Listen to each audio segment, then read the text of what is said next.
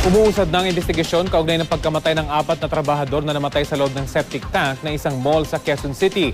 Tinitinan pa kung namatay sila sa pagkalunod o dahil sa nakalalasong hangin sa loob ng septic tank. May ulat on the spot si JP Soriano. JP? Rafi, patuloy pa rin ang investigasyon ng Quezon City Police District at ng Quezon City Hall kaugnay sa kalunos-lunos na sinapit ng 4 na septic tank cleaners na namatay kahapon na madaling araw sa isang mall sa Cubao.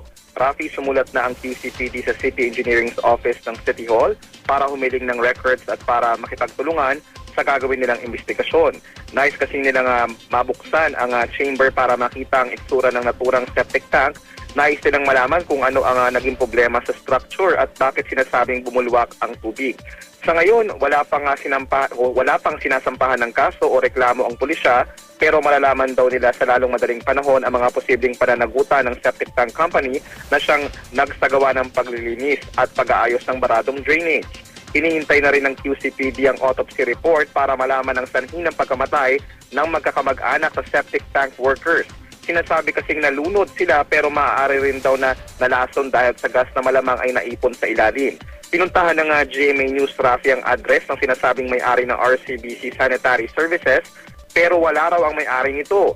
Pero sa pakikipag-usap namin sa mga kamag-anak na mga biktima, nangako na raw ang RCBC na sasagutin ang burol at pagpapalibing ng kanilang kamag-anak. Rafi? Maraming salamat, JP Soriano.